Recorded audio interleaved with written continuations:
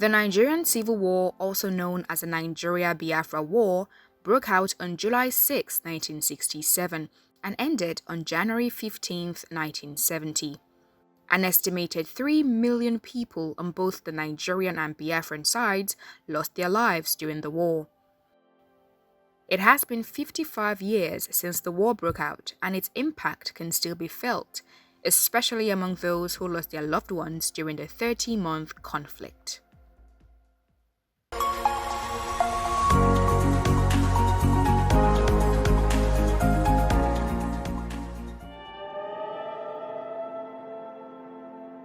On January 15, 1966, a group of junior officers in the Nigerian army incited a bloody coup to end Nigeria's First Republic. These officers, due to their inexperience, would ultimately fail to take power directly. However, they were successful in truncating the government and eliminating some top senior officers in the military. Initially, Major Kaduna-Nzeogwu and his fellow plotters were viewed as national heroes. The killings during the coup, however, gave a different appearance. Sir Ahmadu Bello, Premier of the Northern Region, the Prime Minister Sir Abubakar Tafawa Balewa, Chief Samuel Akintola, Chief Festus Samuel Okotie Ebo, and some other senior military officers of the Nigerian Army were killed in cold blood. Major General Johnson Aguiyi-Ironsi, the most senior military officer in the army to survive the coup, became Nigeria's first military head of state. Ironsi had escaped the plotters and was able to resist the coup. An Igbo soldier from Umuahia, present-day Abia State, Aguiyi-Ironsi pressurized the Rum cabinet of the Balewa administration to hand over all political powers to the Nigerian army. This action did little to allay the fears of the Northerners, who feared the domination of the Igbos. The head of state on May 24, 1966, then went further to promulgate Decree 34, which was to nullify the federal structure and approve a unitary system. The North viewed the decree as an attempt by the Igbos to dominate and take control of everything. As a result, there was a widespread anti-Igbo riot in May and June of 1966, where the Igbos and some other Southerners were killed in the major cities of Kano, Kaduna, and Bauchi. Then, on July 29, 1966, Northern soldiers turned on their fellow Igbo officers and killed them in a bloody counter-coup. This counter-coup has been described as the bloodiest in African history. Many high-ranking Igbo soldiers, including General Aguiyi-Ironsi, lost their lives, and the northern dominance was restored with the elevation of Lieutenant Colonel Yakubu Gowon as head of state. In the east, where Lieutenant Colonel Chukwuemeka Ojukwu controlled, the counter-coup was unsuccessful and not a single soldier lost his life.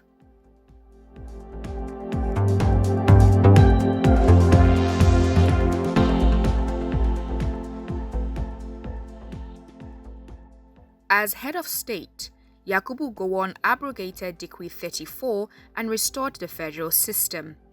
But his authority was questioned by Ojukwu, who said Gowon had no right to become a head of state, as there were senior military officers that would have succeeded Aguiyi-Ironsi. However, these senior military officers were Southerners. Gowon, to his advantage, was the most senior Northern officer to have survived the January coup. This strained relationship between Ojukwu and Gowon would be aggravated with the ethnic cleansing of the Igbos in the north. Although Gowon and his military governors condemned the killings, the situation did not abate. An ad hoc constitutional conference held in September 1966 to decide on the country's future also failed. While some delegates requested that a confederal system replace the federal system, the eastern delegates demanded that regions that desire to secede from the federation be allowed. The conference ended abruptly with increased killings of the Igbos in the north. Recall that on August 1, 1966, Yakubu Gowon had declared on air as Nigeria's new military head of state. Interestingly, Emeka Ojukwu also went on air to counter Gowon that he would not accept the authority of the new head of state. expressing his desire to protect his people who had suffered indiscriminate killings in the north. In view of this, a peace meeting was held in Aburi, Ghana in January 1967, where Gowon had agreed to all of Ojukwu's demands, but later reneged on his own side of the deal by promulgating Decree 8. Ojukwu was angry and threatened that unless all demands agreed at Aburi were met, the East would have no option but to secede from the Nigerian Federation. In expectation of the Eastern secession, Gowon on May 27, 1967, weakened the support of Ojukwu's region by the creation of 12 new states to replace the 4 regions of Nigeria's First Republic. 6 of the states had since the 1950s demanded their creation. They were mostly minority groups. These minority groups also joined the Federation troops to fight in the Civil War, which was to bring the Eastern region back to the Federation. With Gowon's announcement of the creation of more states, the stage was set for the Eastern region to secede, and Ojukwu declared the Republic of Biafra on May 30, 1967.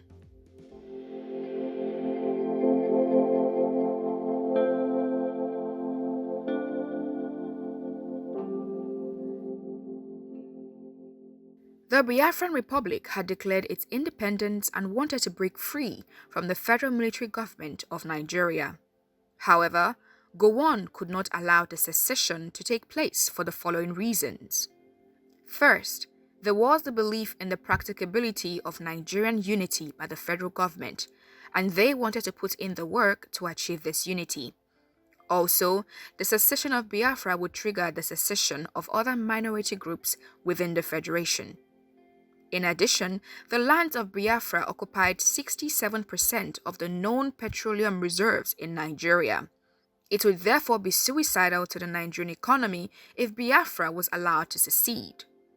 The federal government and Gowon personally asserted that the fight was not directed against the Igbo as a population group, but against those available for secession. International bodies initially refused to be a part of the war. The OAU treated the war as an internal Nigerian conflict.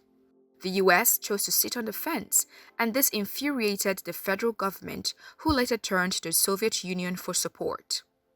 A few countries in Africa, however, supported the movement of the Biafran Republic. The first African president to recognize Biafra was President Julius Nyerere of Tanzania.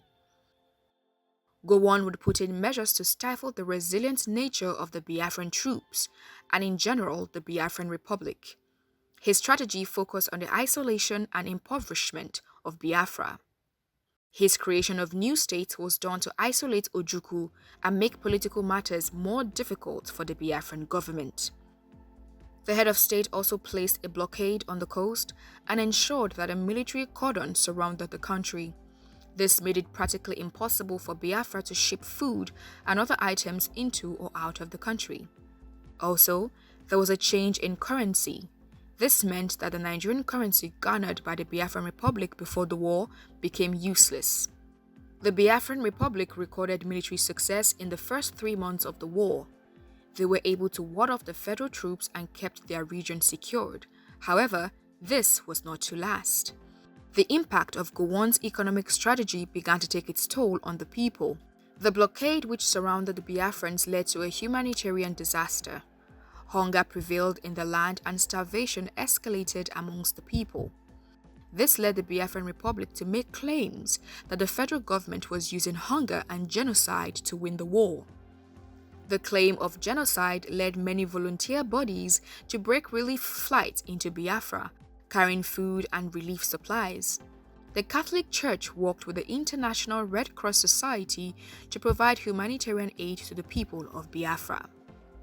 The Biafran troops were able to hold out the federal troops for a few months until late 1969 and early 1970. However, on December 23, 1969, the Nigerian Federal Forces launched an attack against the Biafrans, whose army collapsed and was overrun by the federal troops in January 1970. With defeat staring at his face, and to save himself from public humiliation and death, Ojukwu fled to Côte d'Ivoire and handed over to his deputy, the Biafran Major General Philip Effiong. Effiong then made a plea to the federal government to tell its troops to stand down, and on January 15, 1970, he officially surrendered to Gowon in Lagos.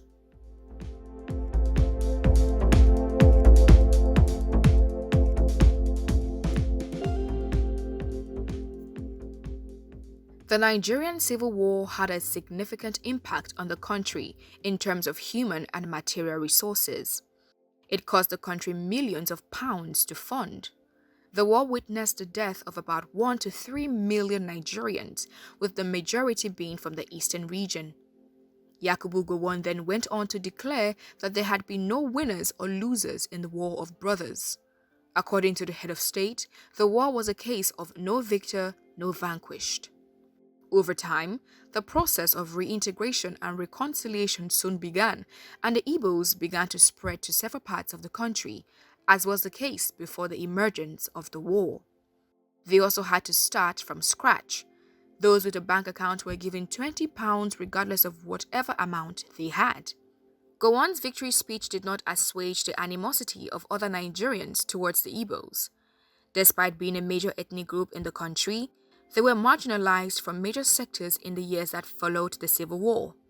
The remnants of that marginalization are still visible even 52 years after the Civil War.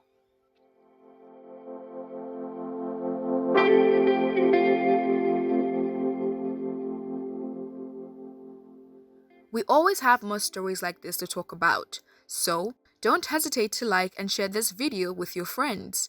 You can subscribe to our channel and turn on the notification bell to receive the latest videos as they drop.